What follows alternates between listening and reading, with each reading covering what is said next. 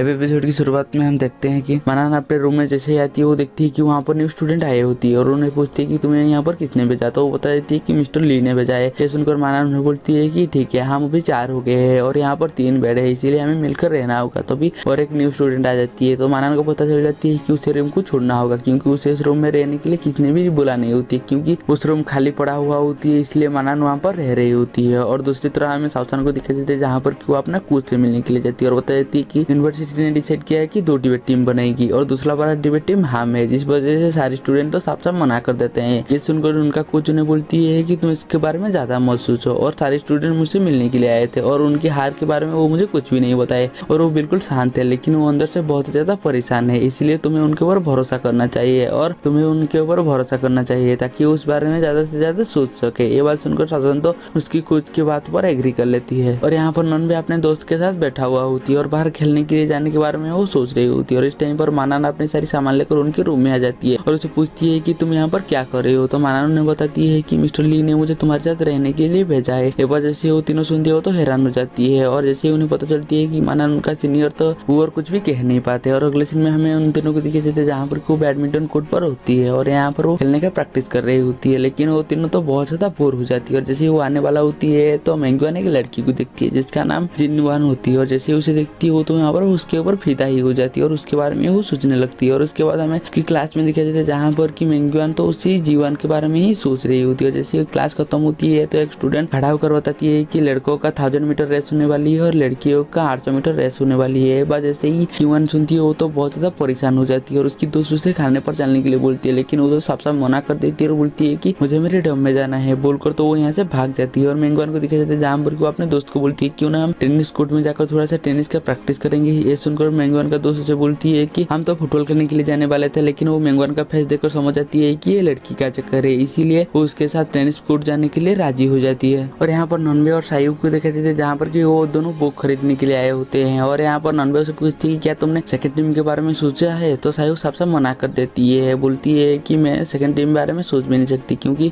मुझे उनकी इशारा पर नहीं चलना है। ये सुनकर नॉनवे बोलती है कि तुमने सही सोचा है, अगर मैं तुम्हारी जगह होता तो मैं भी वही डिसीजन लेता। ये सुनकर सायुब से बोलती है कि जब मैंने डिबेट टीम को ज्वाइन किया था तो मुझे ऐसा लगता था कि मैं डिबेट में अच्छा हूँ, लेकिन इस कंपटीशन के बाद मुझे पता चल जाती है कि मेरे से जिनान बहुत ज्यादा अच्छा है, यानी कि डिबेट में भी अच्छा है, इसीलिए मैं और खुद को परेशान नहीं करना चाहता और उसे एक ना एक दिन कोई डिबेट में हरा देगा, इसीलिए मैं इतना परेशान क्यों हूँ। ये बात सुनकर तो नॉनवे से बोलती है कि मुझे पता है कि तुम जिनान से बेहतर हो। ये सुनकर सायुब तो गुस्से में आ जाती है और उसे पूछती है कि मैं किस चीज से जिनान से अच्छा हूँ। ये सुनकर नॉनवे तो थोड़ा सा नर्वस हो जाती है, लेकिन उसे बोलती है कि तुम उससे ज्यादा यंग हो, यानी कि तुम्हारी सोच भी उससे ज्यादा यंग है। ये सुनकर सायुब उसे और कुछ भी बोलता नहीं है और बुक का पैसा देने के लिए वो काउंटर पर चल जाती है। और यहाँ पर नॉनवे अपना कैमरा से सायुब का एक फोटो उठा लेती है और उसके बाद वो अपने रूम में बैठा हुआ होती है और वो सायुब का फोटो देख रही होती है। इस टाइम पर उसकी एक दोस्त आती है और उसे उस फोटो को छीन कर ले जाती है और नॉनवे सायुब का फोटो लेने के लिए उसके पीछे पीछे भागने लगती है, लेकिन वो उसे दे नहीं रही होती और उसे छेड़ रही होती है। और इस टाइम पर मानाना जाती है, नॉनवे की दोस्त से उसका फोटो ले जाती है, वो भी देखने लगती है। तभी वो देखते हैं कि मेंगवान खुद से ही बात कर रही होती है और वो तीनों जाकर जैसे ही मेंगवान से बात करने की कोशिश करती है, लेकिन मेंगवान उनकी कोई बात का जवाब नहीं देता और वो खुद से ही बात कर रही होती है, इसीलिए वो तीनों मेंगवान को उठाती है और उसके आसपास जैसे ही कांच में पटकने वाले होती है तो मेंगवान उन्हें रोक कर बोलती है कि मैं जीवान को पसंद करती हूँ। ये बात जैसे ही वो तीनों सुनते हो तो हैरान हो जाती है और यहाँ पर मेंगवान शर्माते हुए बोलती है कि मैं उसे पसंद करती हूँ। यह सुनकर नॉनवे का दोस्त से बोलती है कि तुम चिंता मत करो, मैं जिनवान का सारी इन्फॉर्मेशन लाकर मैं तुम्हें दूंगा। ये बात जैसे ही मेंगवान सुनती है वो तो और भी ज्यादा उनके सामने शर्मा ही जाती है। और यहाँ पर सायुब जैसे ही अपने रूम में आती है वो देखती है कि क्यांगजी तो बहुत ज्यादा घबराया हुआ होती है और वो बैठा हुआ होती है और उसे पूछती है कि क्यांगजी को क्या हुआ है। तो उसे बता देती है कि फिजिकल की टेस्ट की वजह से वो बहुत ज्यादा घबराया हुआ होती है। और यहाँ पर क्यांगजी बता देती है कि मेरी हाई स्कूल में सिर्फ एक ही डर था जो कि फिजिकल टेस्ट, अगर मैं सिंपैथी पाते हुए और रेंगते हुए नहीं क्रश कर पाती तो मैं कभी भी कॉलेज में नहीं आ पाती और इस वजह से मेरे डैंड्रफ भी हुआ है। और क्यांगजी कुछ सोचने लगती है और बोलती है कि क्यों ना मैं इस साल कॉलेज से ड्रॉप ले लेती हूँ और अगले साल किसी अच्छे कॉलेज में जाऊंगा। ये सुनकर ताओ से बताती है कि तुम किसी भी कॉलेज में क्यों ना चले जाओ, वहाँ पर कम से कम फिजिकल का तो 100 मीटर रेस होती ही रहती है। ये वजह से ही क्यांगजी सुनती है वो तो हैरान हो जाती है और मायूस होकर बैठ जाती है। असल में उसे रनिंग से फोबिया होती है ना, इसीलिए। और अगले दिन क्यांगजी का जैसे ही नींद टूटती है देखती है कि उसके सामने उसके तीनों दोस्त खड़े हुए होते हैं और उसे पूछते हैं कि क्या रनिंग शुरू हो गई है। तो उसकी दोस्त बोलती है कि नहीं, उसके लिए तो बहुत टाइम है, लेकिन तुम अभी हमारे साथ रनिंग पर जाओगे। वजह से ही क्यांगजी सुनती है वो तो बेड के अंदर घुस जाती है और सुनने का एक्टिंग करती है, लेकिन वो तीनों उसे जबरदस्ती लेकर ग्राउंड में ले जाती है और उसे बोलती है कि तुम्हें हार नहीं माननी चाहिए, तुम्हें कोशिश करनी चाहिए और उसे हिम्मत देने लगती है। और यहाँ यहाँ पर किंगजी बोलती है कि ठीक है मैं तुम्हारे साथ रनिंग करूंगा, लेकिन अगर मैं गिर जाऊंगा तो कोई मेरे ऊपर नहीं हंसेगा। और इसके बाद वो चारों रनिंग करने लगते हैं और यहाँ पर किंगजी कुछ समय के जाने के बाद वो नीचे गिर जाती है और उसके पास भागते हुए आकर सब उसे उठाने लगती है। और उसके बाद वो चारों बैठे हुए होते हैं। तो यहाँ पर किंगजी बता देती है कि जब मैं हाई स्कूल में था तो एक लड़का को पता था कि मैं रनिंग में अच्छी नहीं थी, इसीलिए वो मेरे पीछे पीछे भागता था, लेकिन मैं गिर गया, इस वजह से वो मेरे से टकरा कर गिर गए। इस दिन से मुझे रनिंग से फोबिया हो गई है। सुनकर उसकी सारी दोस्त उसे बोलती है कि तुम खुद के ऊपर भरोसा रखो, तुम जरूर कर पाओगी। ये सुनकर किंगजी से बोलती है कि तुम मुझे समझ नहीं सकती, मेरे ऊपर क्या बीत रही सिर्फ मुझे पता है। ये सुनकर सैयू से बोलती है कि मैं तुम्हें समझ सकती हूँ, क्योंकि मुझे भी लगता था कि मैं जिनान से बेहतर हूँ, लेकिन इस डिबेट के बाद मुझे पता चल गया कि वो मेरे से बेहतर हो, यानी कि डिबेट में भी वो मेरे से बेहतर है। ये बात तो पहले मुझे बुरा लगता था, लेकिन ये बात को मैंने एक्सेप्ट कर लिया है, इसीलिए वो भी मुझे ज्यादा बुरा नहीं लगता। और यहाँ पर मेंगवान कोक पी रही होती है और इस टाइम पर उसकी दोस्त रहती है। जैसे ही मेंगवान उसकी दोस्त को देखती है, उसके पास भागकर जाने वाला होती है, लेकिन उसकी दोस्त उसे रोक लेती है और बोलती है कि अगर तुम मेरे पास आओगे तो तुम मुझे पिंच करोगे, इसलिए तुम यहीं पर रुको। असल में वो जीवन का इन्फॉर्मेशन लेने के लिए गया होती है और यहाँ पर उसको वो इन्फॉर्मेशन देने लगती है कि जीवन सेकंड ईयर का स्टूडेंट है और उसे कैलीग्राफी का बहुत ज्यादा शौक है और वो फ्राइडे और सैटरडे स्कूल जिम में जाती है और उसके पीछे बहुत सारे लड़के पड़े हुए हैं, लेकिन वो किसी को भाव नहीं देती। और उसका 2 साल पहले ही ब्रेकअप हो गया था और उसका एक्स बॉयफ्रेंड उनका सिटी का टॉपर है। एक बार जैसे ही मिंगवान सुनती हो तो बहुत ज्यादा मायूस हो जाती है और बोलती है कि वो जैसे लड़की मुझे कभी भी भाव नहीं देगा। एक बार जैसे उसकी सारी दोस्त सुनती है उसे समझाने लगती है, अगर तुम उसे पसंद करती हो तो तुम्हें एक बार उसे इस बारे में बात करनी चाहिए। और उसके बाद उसे लेकर सारे जिम में चली जाती है और देखते है कि जिनवान रनिंग कर रही होती है। तो नॉनबे मेंगवान को बोलती है कि तुम जाओ उसके साथ बात करो, लेकिन मेंगवान थोड़ी देर आगे जाती है और वापस आकर बोलती है कि मैं जाकर उसे कैसे बात करूंगा। यह सुनकर नॉनबे तो बहुत ज्यादा गुस्से में आ जाती है और उसे एक पानी का बोतल देती है और बोलती है कि तुम्हें पानी का बोतल लेकर उससे दो। और यहाँ पर मेंगवान जैसे ही पानी का बोतल लेकर जाकर उसे देने वाला होती है तो देखती है कि जिनवान के हाथ में ऑलरेडी पानी का बोतल है। और जैसे ही जिनवान से पूछती है कि क्या हुआ है, तुम्हें क्या चाहिए, तो मेंगवान यहाँ पर बहुत ज्यादा नर्वस हो जाती है, बोलती है कि पानी का बोतल का ढक्कन नहीं खुल रहा है, क्या तुम खोल दोगे। ये बात जैसे ही जिनवान सुनती है वो हंसने लगती है और पानी का बोतल का ढक्कन खुलकर उसे दे देती है। और यहाँ पर मेंगवान जैसे ही खुला हुआ पानी का ढक्कन की बोतल लेकर उसके दोस्त के पास आती है तो उसे सब पीटने लगती है और बोलती है कि हमने तुम्हें उसके पास इसलिए भेजा था ताकि तुम उसे अपने दिल की बात बोल सको, ना कि अपने पानी की बोतल की ढक्कन खुला सको। और उसके बाद नॉनवे उसे एक टॉवल देती है और उसे बोलती है कि तुम उसके पास जाओ और उसे दे दो। और यहाँ पर मेंगवान नॉनवे की बात से बहुत ज्यादा मोटिवेट हो गई होती है, इसलिए वो टॉवल लेकर जिनवान के पास जाती है और उसके सामने रख लेती है। और यहाँ पर जिनवान उसे पूछती है कि क्या हुआ, तो यहाँ पर मेंगवान को सोचने लगती है और बोलती है कि ये टॉवल 10 युआन की है, क्या तुम खरीदोगे। जैसे उनको जिनवान तो हंसने लगती है और बोलती है कि नहीं। बोलती है जैसे ही मेंगवान यहाँ से चली जाती है और जैसे ही मेंगवान यहाँ से चली जाती है तो जीवान का दोस्त से बोलती है कि ये थोड़ा सा अजीब नहीं है। जीवान उसे बोलती है कि अजीब तो जरूर है, लेकिन थोड़ा सा फनी भी है। और यहाँ पर मेंगवान जैसे अपने दोस्त के पास आती है, उसकी दोस्तों उसे पीटने लगती है और बोलती है कि हमने तुम्हें उसको टॉवल देने के लिए भेजा था, ना कि बेचने के लिए। और यहाँ पर नॉनवे गुस्से में उसे बोलती है कि अगर मैं तुम्हारी जगह होता तो मैं उसके दिल कब का जीत चुका होती। और पीछे से साइड बात सुन लेती है और बोलती है मुझे तो ये टैलेंट तुम्हारे बारे में पता नहीं होते बोलकर जैसे ही यहाँ से चली जाती है तो नॉनवे उसे सब सच बताने के लिए उसके पीछे पीछे भागने लगती है। और यहाँ पर मेंगवान अपने डॉम में होती है और वो जीवन को एक गिफ्ट देने के लिए एक गिफ्ट चूज कर रही होती है। और इस टाइम पर नॉनवे और उसकी दोस्त जाती है और उसे गिफ्ट चूज करने के लिए मदद करते हैं। और अगले सीन में मेंगवान को दिखाया जाता है जहाँ पर वो बास्केटबॉल खेल रही होती है और जीवन उसे देख रही होती है। जैसे अपना बास्केटबॉल खत्म करती है तो वो जीवन के पास आती है और एक सोने का पद्म फूल निकालती है और वो जीवन को दे देती है। और उसकी चमक की वजह से जीवन तो कुछ भी देख नहीं पाती है। बस जैसे ही नॉनवे और उसकी दोस्त को बताती है तो उसके ऊपर वो हंसने लगती है और मेंगवान बोलती है कि ठीक है ये नहीं तो कोई और सही। और उसके बाद दोबारा उसके लिए गिफ्ट देखने लगते हैं। और अगले सीन में हमें फिर से दिखाया जाता है कि मेंगवान अपने बास्केटबॉल खत्म करती है और वो जीवन के पास जाती है और उसको एक मेकअप बॉक्स देती है। एक बार जैसे ही नॉनवे और उसकी दोस्त को बताती है इस बार तो उसके ऊपर और भी ज्यादा हंसने लगते हैं। और यहाँ पर हमें साई को दिखाई देते हैं जहाँ पर वो अपना कछुआ देख रही होती है। इस टाइम पर किंगजी आती है और अपने सामान पैक करने लगती है। तो साई उसे पूछती है कि तुम अपना सामान क्यों पैक कर रही हो। तो किंगजी उसे बोलती है कि जुंगजू में एक फंक्शन होने वाली है, अगर मैं वहाँ पर चली जाऊंगी तो मेरा फिजिकल टेस्ट मिस हो जाएगा। और ये सुनकर तो साई उसे समझाने लगती है कि तुम्हें ऐसा नहीं करना चाहिए। तो इस टाइम पर किंगजी के पास एक मैसेज आती है तो उसे पता चलती है कि तूफान की वजह से वो प्रोग्राम कैंसिल हो गया है। बस जैसे ही वो देखती है वो तो बहुत ज्यादा मायूस हो जाती है। और यहाँ पर किंगजी का दोस्त उसे बोलती है कि तुम्हें ऐसे नहीं भागना चाहिए, तुम्हें फिजिकल टेस्ट दे देनी चाहिए। ये सुनकर साई उसे बोलती है कि तुम इसे फोर्स मत करो और किंगजी को बोलती है कि मैं तुम्हारे साथ हूँ।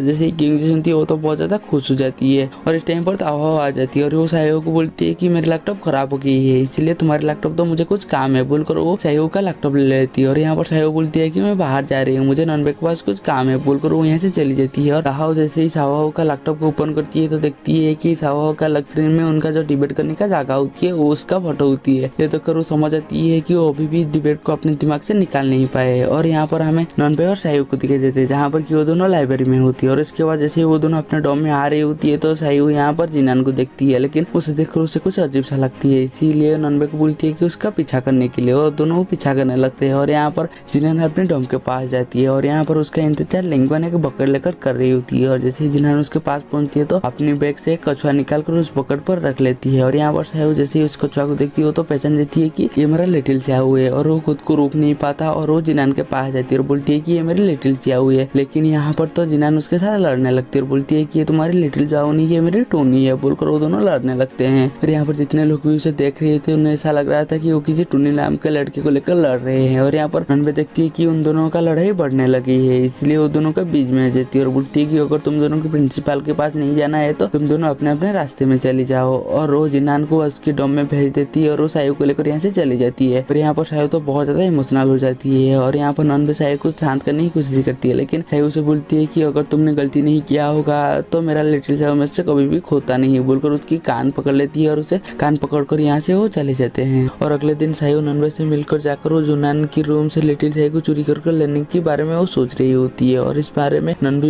भी उसके साथ देने के लिए राजी हो जाती है। और नॉनबे बाहर जाती है जुनान के ऊपर नजर रखने के लिए और सायू अंदर जाती है जुनान की रूम से लिटिल स्याऊ को चोरी करने के लिए। और वो जैसे ही जाती है तो उसे पता चलती है कि उसके रूम में इलेक्ट्रिक लॉक है और बाकी सारे रूम में इलेक्ट्रिक लॉक नहीं है। और यहाँ पर उसे लॉक खोलने की कोशिश करती है लेकिन वो खोल नहीं पाती, तो तभी नॉनबे की नजर जुनान के ऊपर जाती है और देखती है कि उसकी डॉम पर वो जा रही होती है। और ये बात वो सायू को बता जाती है। और यहाँ पर सायू जैसे ही जानती है कि जुनान आ रही होती है तो वो वहाँ से भाग जाती है और जुनान अपने रूम में जाती है। और यहाँ पर उसे पता चल जाती है कि उसके रूम में कोई आया था और लॉक के साथ छेड़छाड़ कर रही थी, लेकिन वो कुछ बोलता नहीं है और अपने रूम में चली जाती है। और दूसरी तरह ताहो को दिखाई देते जहाँ पर कि वो कॉफी के लिए एक रेस्टोरेंट में गया होती है और वो एक कॉफी ऑर्डर करती है। और इस टाइम पर उस जगह पर मानन पहुंच जाती है और यहाँ पर मानन भी एक लाटे ऑर्डर करती है। और यहाँ पर मानन जैसे ही पे करने के लिए अपनी पॉकेट सर्च करती है तो उसे अपना फोन नहीं मिलती, तो ये देखकर ताहो उसकी बदले पे कर देती है। असल में यहाँ पर मानन ताहो को पहचान गया होती है कि वो एक इमोशनल लड़की है, अपने काम निकालने के लिए अगर उसे थोड़ा सा इमोशनल ब्लैकमेलिंग करेगा तो वो काम मान भी जाएगा और कर भी देगा। और अगले दिन कैंजी फिजिकल टेस्ट से बचने के लिए वो कोंगचू जा रही होती है और वो जैसे ही जाने वाला होती है तो इस टाइम पर सायू पहुंच जाती है और उसे पकड़ लेती है। और दूसरी तरफ हमें मेंगियन देखा जाता है जहाँ पर कि वो जुनान को भूलने के लिए वो यूनिवर्सिटी से भाग रही होती है। और इस टाइम पर नॉनबे उसके पास जाती है और उसे पकड़ लेती है और उसे जबरदस्ती अपने डॉम पर लेकर जा रही होती है। और किंगजी को भी अपने दोस्त को जबरदस्ती डॉम पर लेकर जा रही होती है और उन दोनों का आमने सामने हो जाती है। और उसके बाद हमें उनके डॉम के अंदर दिखे जाते हैं जहाँ पर कि सायू किंगजी को समझ रही होती है कि तुम्हें अपने प्रॉब्लम से नहीं भागना चाहिए, अपने प्रॉब्लम को सामना करना चाहिए ताकि हमें बाद में ऐसी प्रॉब्लम आए तो हम उसका हल कर सकते हैं। और यहाँ पर किंगजी सायू की थोड़ी बात सुनकर वो भी थोड़ा सा मोटिवेट हो जाती है। और दूसरी तरह हमें मेंगियन को दिखे जाते हैं जहाँ पर कि नॉनबे उसे समझा रही होती है कि तुम्हें अपने दिल की बात उसे बता देनी चाहिए। 99% चांस है कि वो तुम्हें रिजेक्ट करती है, लेकिन 1% चांस है कि वो तुम्हें हाँ कर दे। ये बात जैसे ही मेंगियन सुनती है तो थोड़ा सा मोटिवेट हो जाती है और अपने दिल की बात उसे बताने के लिए वो राजी हो जाती है, लेकिन वो बहुत अंदर ही अंदर बहुत ज्यादा डर रही होती है। और इस टाइम पर मानन जैसे ही नॉनबे की बात सुनती है उसे पूछती है कि तुम ये मेंगियन को बोल रही हो या खुद से ही बोल रहे हो, क्योंकि उसने जान लिया होती है कि नॉनबे सायू को पसंद करती है, लेकिन डर की वजह से वो अब तक सायू को इस बारे में बता नहीं होती। और यहीं पर हमारी एपिसोड खत्म हो जाती है। हमें मिलेंगे जल्दी नेक्स्ट एपिसोड।